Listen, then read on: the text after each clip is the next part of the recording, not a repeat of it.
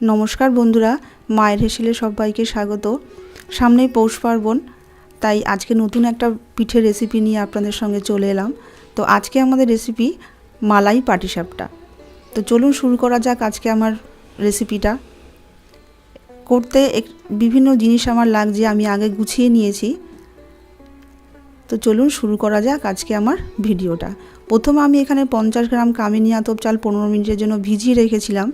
এটাকে আমি একটু জল দিয়ে একটা স্মুথ পেস্ট মিক্সিতে করে নেব। দেখুন এরকম একটা জলের মতন একটা পেস্ট বানিয়ে নিয়েছি, আপনারা চাইলে শিলেও বেটে নিতে পারেন।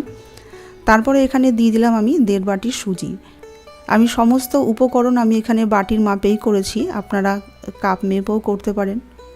তারপরে এখানে দিয়ে দিলাম 1 বাটি ময়দা। সুজি আর ময়দাটা দিয়েও ভালো করে আমি মিশিয়ে নেব। তারপরে এখানে দিলাম 1 বাটি চিনি আর দিয়ে দিলাম 1 চিমটি মতো নুন। নুনটা অবশ্যই দেবেন, তাতে স্বাদের ব্যালেন্সটা আসবে। নুন চিনিটাকে দিয়েও ভালো করে মিশিয়ে নেব। তারপরে অল্প অল্প করে দুধ দিয়ে আমি এখানে একটা ব্যাটার তৈরি করে নেব। আপনারা চাইলে দুধ জল দুটো মিশিয়েই করতে পারেন, আমি এখানে শুধু দুধ দিয়েই ব্যাটারটাকে তৈরি করে নিলাম। আমার এখানে 1 কাপ দুধ লাগলো, আমি 1 কাপ দুধ দিয়ে ব্যাটারটাকে আমি এখানে তৈরি করে নিলাম। আর যে কামিনী আতপ চালটা পেস্ট করে রেখেছিলাম সেই পেস্টটা আমি এখানে 3 চামচ দিয়ে দিলাম, তাতে ফ্লেভারটা খুব সুন্দর আসবে। এবার ব্যাটারের সঙ্গে চালটাও ভালো করে মিশিয়ে নিয়ে ঢাকা দিয়ে আমি রেখে দেব 15 মিনিটের জন্য। ততক্ষণ আমরা পুরটাকে বানিয়ে নেব। আমি এখানে 1 লিটার দুধ নিয়েছি, এখানে হাফ আমি দিয়ে দিলাম। হাফ কড়াইতে দিয়ে আমি দুধটাকে ভালো করে জাল করে নেব।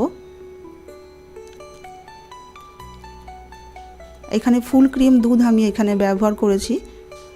দুধটা ভালো করে ফুটে গেলে আমি এখানে 1 বাটি নারকেল নিয়েছি, এখানে হাফ বাটি এখানে দিয়ে দিলাম আর হাফ বাটি রেখে দিলাম, আমার পরে কাজে লাগবে। এবার দুধের সাথেও নারকেলটাকে আমি ভালো করে মিশিয়ে নেব।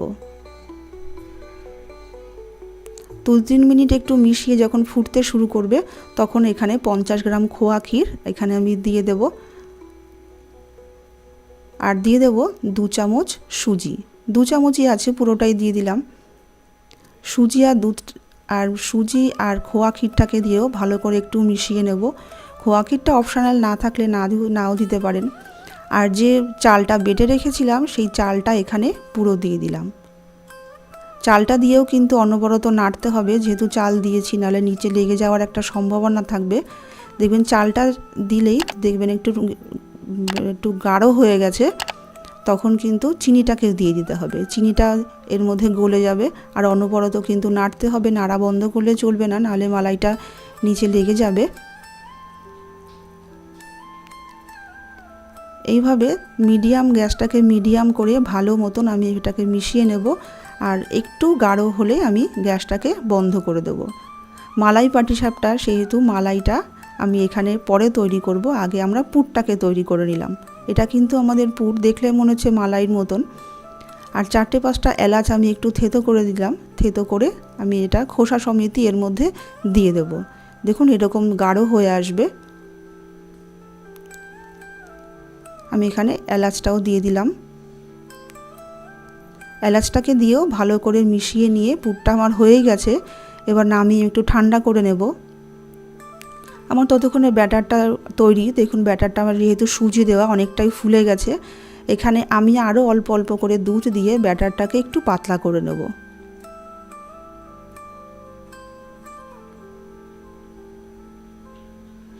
আমি দুবারে দুধ দিলাম, আমার এখানে মোট 1.5 কাপ মতন দুধ লেগেছে।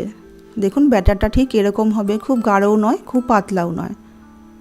এবার একটা ননস্টিকের কড়াই নিয়ে নিয়েছি, ফ্রাই প্যান নিলেও হবে, কড়াই বা ফ্রাই প্যান যে কোনো একটা নিলেই হবে।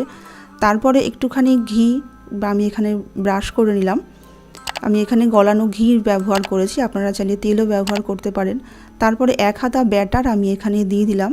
এবার হাতার পেছন দিকটাকে দিয়ে এইভাবে একটু ব্যাটারটাকে ছড়িয়ে দেব।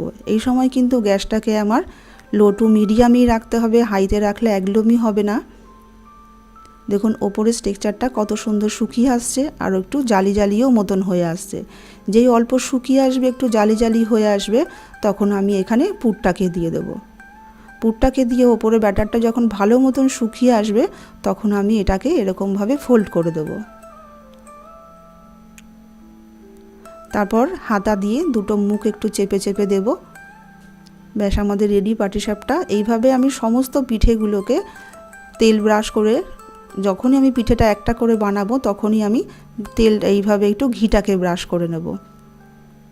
এইভাবে ঘি ব্রাশ করে করে সমস্ত পিঠেগুলোকে আমি তৈরি করে নেব।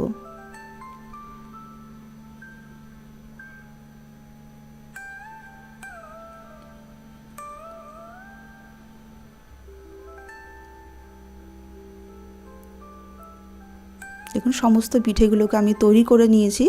এবার আমরা মালাইটা তৈরি করে নেব। তার জন্য যে কড়াইটা বসিয়েছি, কড়াইটা বসিয়ে যে অর্ধেক দুধটা ছিল সেটাও আমি এখানে দিয়ে দিলাম। দুধটাকে এবার আমি ভালো করে জাল দিয়ে নেব। দুধটা জাল দেওয়া হয়ে গেলে যে হাফ বাটি নারকেলটা রেখেছিলাম সেই নারকেল কোড়াটাও আমি দিয়ে দিলাম। নারকেল কোড়াটা দিয়ে আমি 2 চামচ মতন গুঁড়ো দুধ এখানে আমি ব্যবহার করেছি। আপনারা চাইলে এখানে কনডেন্স মিল্কও কিন্তু ব্যবহার করতে পারেন গুঁড়ো দুধের বদলে। আর দিয়ে দিলাম 1 চামচ চিনি। চিনিটার কিন্তু বুঝেই দিতে হবে, আমার যেহেতু ব্যাটারে পুরে সব কিছুতেই কিন্তু চিনি আছে, সেহেতু চিনিটা কিন্তু একটু বুঝে দিতে হবে। এটাকে আমি একটুখানি ভালো মতন একটু ফুটিয়ে দেখুন এরকমভাবে স্ট্রাকচারটা করে নেব। খুব গাঢ়ও নয়, খুব পাতলাও নয়। আমার ওটা হয়ে গেছে, আমি গ্যাসটাকে বন্ধ করে দিলাম। এবার গরম অবস্থাতেই পিঠের ওপরে আমি এগুলোকে সব ছড়িয়ে দেব। মালাইটাকে আমি পুরো পাটিসাপটার ওপরে ছড়িয়ে দিলাম আর একটু কেশর ওপর থেকে ছড়িয়ে দিয়ে গার্নিশিং করে 15 মিনিট রেস্টে রেখে আমি এটাকে সার্ভ করব। তো বন্ধুরা, আজকের রেসিপিটা কেমন লাগলো? যদি ভালো লাগে আমাকে কিন্তু অবশ্যই একটা লাইক করে দেবেন আর প্লিজ চ্যানেলটাকে সাবস্ক্রাইব করে আমার পাশে থাকবেন। যদি ভালো লাগে একটা কমেন্টের মাধ্যমে জানাবেন যে আপনাদের কেমন লাগলো। তবে আজকে এইটুকুই, দেখা হবে আবার অন্য কোনো ভিডিও নিয়ে। নমস্কার।